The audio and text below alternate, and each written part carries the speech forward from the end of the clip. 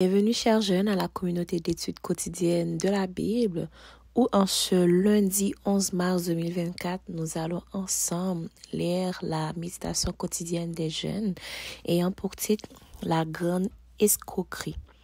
Le texte de méditation se trouve dans 2 Corinthiens 11, verset 14, et ce n'est pas étonnant car Satan lui-même se déguise en ange de lumière. Peu d'escrocs sont allés aussi loin que Victor Lustig. Sa plus grande escroquerie a consisté à vendre la tour Eiffel à un groupe d'investisseurs en leur faisant croire qu'elle nécessitait tellement d'entretien que le gouvernement avait décidé de la vendre comme épave. Victor a invité 6 ferrailleurs à une réunion confidentielle à l'hôtel de Crillon, un des établissements les plus prestigieux de Paris, pour discuter d'une éventuelle affaire. Enfin, André Poisson a accepté l'offre et a acheté la tour, avant de découvrir qu'elle avait été victime d'une escroquerie.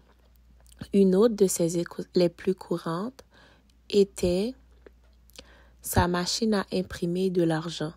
Lustig montrait à ses clients une petite boîte dans laquelle il insérait au préalable 3 billets authentiques de $1000 et démontrait ensuite comment elle pouvait copier un billet, même si cela prenait 6 heures. Pensant pouvoir en tirer un bénéfice important, le client achetait la machine à un prix élevé, généralement plus de $30,000. Au cours des 12 heures qui suivaient, la machine avait effectivement produit 2 autres billets de $100, ce que Lustig avait introduit dans la boîte. Mais après cela, il n'en sortait que du papier vierge. Le temps que les clients se rendent compte de l'escroquerie, Lustig s'enfuyait. Ce qui fait le succès d'une escroquerie est que ses victimes croient en son authenticité. C'est pourquoi, avant de les escroquer, Lustig démontrait d'abord à ses clients que sa machine était capable d'imprimer de l'argent. As-tu déjà été victime d'une telle sorte de machinerie? Si c'est le cas, tu sais à quel point cela fait mal. Mais être escroqué dans le monde spirituel est encore plus grave.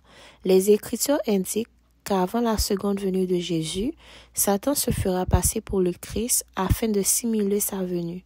L'être méchant viendra avec la puissance de Satan. Il accomplira toutes sortes de miracles et de prodiges trompeurs. Il usera du mal sous toutes ses formes pour séduire ceux qui vont à leur perte. Ils se perdront parce qu'ils n'auront pas accueilli et aimé la vérité qui les aurait sauvés. 2 Thessaloniciens 2, versets 9 et 10. Mais toi et moi n'avons rien à craindre. Si nous prenons le temps d'étudier la parole, nous ne serons pas trompés. Veux-tu savoir plus sur ce sujet important? Demain, nous verrons comment nous préparer à ce sujet. Merci d'avoir participé avec nous à la méditation quotidienne des jeunes qui avait pour titre La grande escroquerie. Le texte de méditation se trouvait dans 2 Corinthiens 11, verset 14, et ce n'est pas étonnant car Satan lui-même se déguise en ange de lumière. Nous vous donnons rendez-vous demain pour une nouvelle méditation. Merci, au revoir.